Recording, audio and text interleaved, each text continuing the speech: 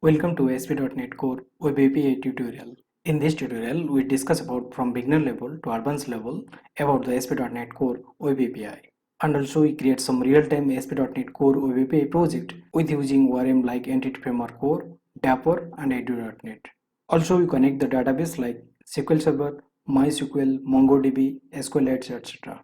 In this tutorial, we discuss about all the possibilities of ASP.NET Core Web API. This is the part 1 of ASP.NET Core Web API tutorial.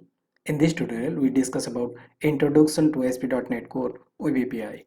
In this video, we cover what is ASP.NET Web API, ASP.NET Web API features, what is ASP.NET Core Web API, difference between the ASP.NET Web API and ASP.NET Core Web API, what is REST API, and many more. So let's first discuss what is ASP.NET Web API. The ASP.NET Web API is an extensible framework for building HTTP-based services that can be accessed in different applications on different platforms such as web, Windows, mobile, etc. ASP.NET Web API works more or less in the same way as ASP.NET MVC web application, except that it sends the data as a response instead of the HTML view. It is like a web service or WCF service, but the exception is that only supports HTTP protocols. That means if you want to connect with other protocols, then you should use the WCF service. Here only in ASP.NET Web API or ASP.NET Core Web API, only the HTTP protocol is support. Then let's discuss ASP.NET Web API features. As I already discussed, ASP.NET Web API is an ideal platform for building the RESTful services. ASP.NET Web API is built on the top of ASP.NET and supports ASP.NET request and response pipeline. ASP.NET Web API maps the HTTP verbs to the method names. ASP.NET Web API supports different formats of response data, built-in support for the JSON, XML, etc. ASP.NET Web API can be hosted in IIS, self-hosted or other web server. Then let's discuss the agenda of this video of what is ASP.NET Core Web API. ASP.NET Core supports creating the RESTful services, also known as Web APIs using C#. Then let's understand what is the difference between the ASP.NET Web API and ASP.NET Core Web API. The main difference of ASP.NET Core Web API is it is used as cross-platform and can be hosted on different platforms like Windows, Linux, and Mac. Whereas the ASP.NET Web API is support only the .NET framework and it should be hosted only in Windows machine.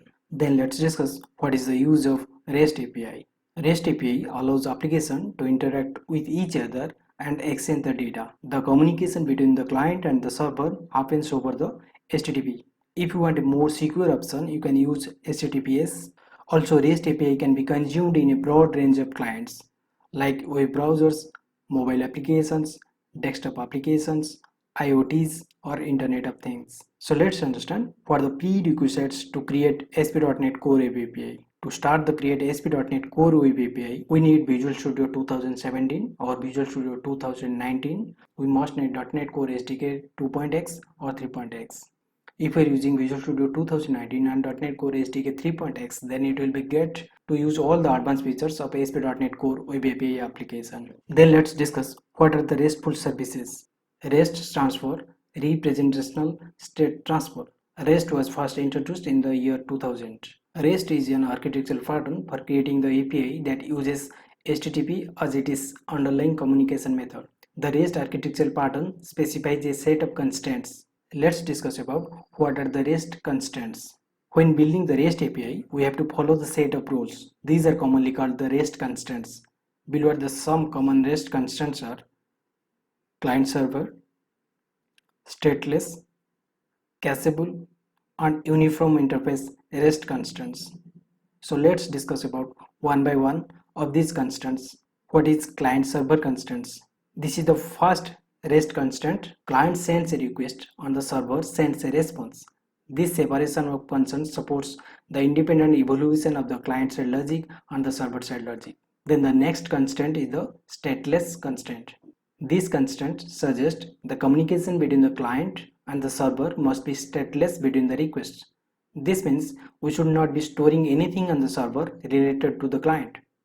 The request from the client should be contain all the necessary information for the server to process that request. This ensures that each request can be treated independently by the server. Then the next constraint is cacheable.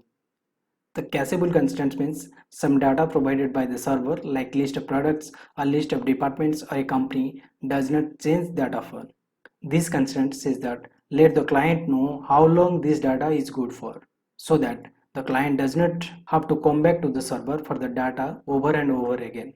Then the next constraint is uniform interface. As the name suggests, the uniform interface, this constraint defines the interface between the client and the server. To understand the uniform interface constraint, we need to understand what the resource is used in the HTTP FOFs. If you are familiar with the ASP.NET Web API, then you must understand the different HTTP FOFs are available: get, put, post and delete. In the context of a REST API, the resources typically represent the data entities. Then let's discuss about more about the HTTP FOFs. Then let's discuss about the first resource of get method. Here this is a customer resource and the action verb is get method. This resource is used to get the list of customer information. That means the URI should be HTTP port number, then API, then your customer controller name. Whenever we request this URL, then it should be fetch all the customer information. Then the second one is customer/1. That means get the customer information with the filtering some IDs. Here you can see that in the resource we have used customer then /1. That means from the list of customer information whose ID is 1, that should be filtered out. And here the action verb should be get method. And the third one is post method. That means whenever we want to push some customer information into database or into the list, then we can use this type of resources. To update the customer information, we use the action verb as put. And here you can see the resource we have used customer/1. That means for whom this information should be updated, we need to pass this. Then final one is delete verb. Here you can see that the resource is also customer then /1. That means can it delete from the customer information which belongs to customer ID equal to 1. Apart from the 4 constants, there are also available 2 other constants. One is layered system, second one is code on demand. We may discuss about these 2 constants in our later video session. So this is all about the introduction to ASP.NET Core Web API. That's it in the video. On the next video, we are going to discuss how to set up a ASP.NET Core Web API project. Do like and subscribe for more upcoming videos. Thanks for watching.